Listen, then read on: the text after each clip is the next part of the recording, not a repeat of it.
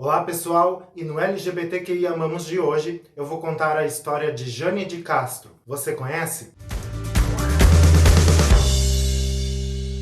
Batizada com o nome de Luiz de Castro, nasceu em 1947 no Rio de Janeiro. Passou a sua infância no bairro de Oswaldo Cruz, bem pertinho de Madureira. A sua família era bastante conservadora. A mãe evangélica e o pai militar. E a Jane sofreu muita repressão quando ela se percebeu travesti, principalmente por parte da mãe. O pai até que levava um pouco de boas, mas a mãe, por ser evangélica, era um pouco mais rígida nesse sentido. Quando a Jane começou a se vestir de mulher, ela se identificava como travesti, porque naquela época não se falava muito em transexualidade. Somente anos depois, passando dos 50, é que ela foi entender que na verdade ela sempre foi uma transexual, que ela sempre gostou de ser tratada como uma mulher, de ser uma mulher, de pertencer a outro sexo biológico. Inclusive, ela conta que já até pensou em fazer a cirurgia. E a infância dela não foi diferente. Foi bullying atrás de bullying. Inclusive, a mãe mandou ela para uma escola militar. É minha mãe achando que eu não era normal, que eu tinha que ir para um psiquiatra,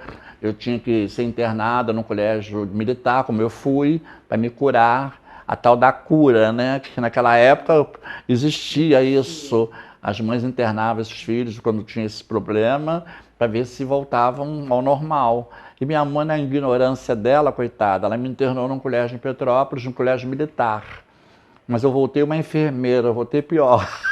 O gosto pelas artes já começou desde criança, e ela frequentava o coral da igreja a que a mãe pertencia. Ficou no coral até os 15 anos de idade, mas percebeu que ali não era espaço para ela, que ali ela não era bem aceita e ela foi procurar os seus iguais. Chegou, inclusive, a participar de programas de calouro, porque ela queria pertencer ao movimento da Jovem Guarda. Ela queria ser cantor na época.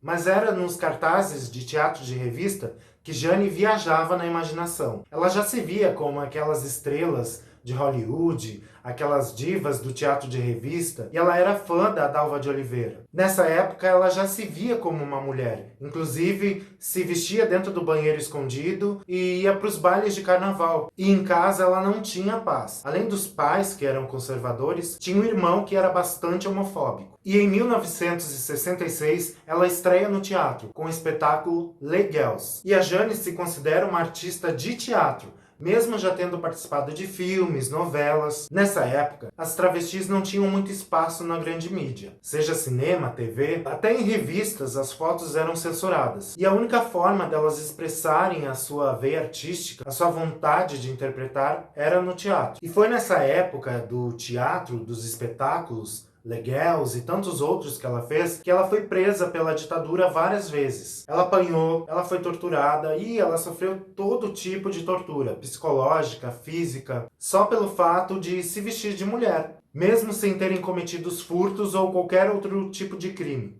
E essas prisões arbitrárias deixaram muitas feridas abertas. Foram feridas que levaram muito tempo para cicatrizar. E em 67, ela conhece aquele que foi o seu grande amor, Otávio Bonfim. Ele a conheceu nos palcos, e tudo começou como uma grande amizade. A Jane achou que aquilo não ia dar certo. Ela não levou fé no relacionamento, mas ele insistiu. E viveram 47 anos juntos. A união só se formalizou em 2014, num casamento coletivo. Infelizmente, o Otávio veio a falecer em 2018 em decorrência de um câncer. E além de ter sido dirigida por Bibi Ferreira, ela também foi dirigida por Neila Torraca, Nelson Motta, que inclusive a dirigiu num espetáculo no Lincoln Center, em Nova York. Inclusive, a Jane viveu em Nova York. E além de Nova York, ela viveu em Paris, Bruxelas, e ela sempre foi figura frequente nos bailes de carnaval. E foi num desses bailes, lá nos anos 80, que ela causou o maior rebuliço. Ela entrou e o salão simplesmente parou, porque estava vestida com uma malha de renda, somente um tapa-sexo e um boá feito de penas de galinha carijó. Quando tirou o boá, o salão parou para olhar aquele corpão. Nem preciso dizer que os flashes correram no salão, e foi fotos em vários jornais e revistas. O nome Jane de Castro veio por intermédio da Bibi Ferreira. A Bibi disse que somente como Jane ela não aconteceria, que Jane só existia uma, a do Tarzan.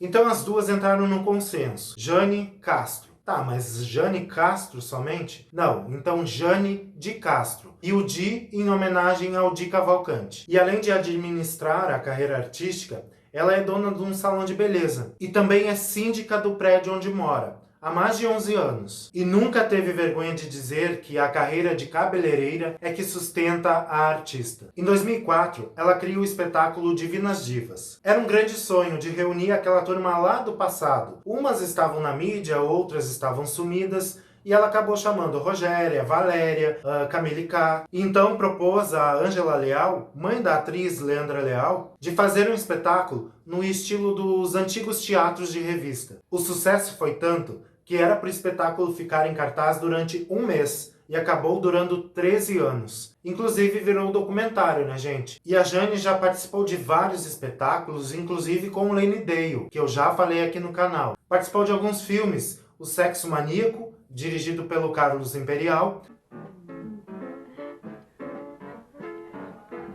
e A Inevitável História de Letícia Diniz. Eu tenho uma amiga, a Monique. Acabou de chegar do Rio. Aposentada.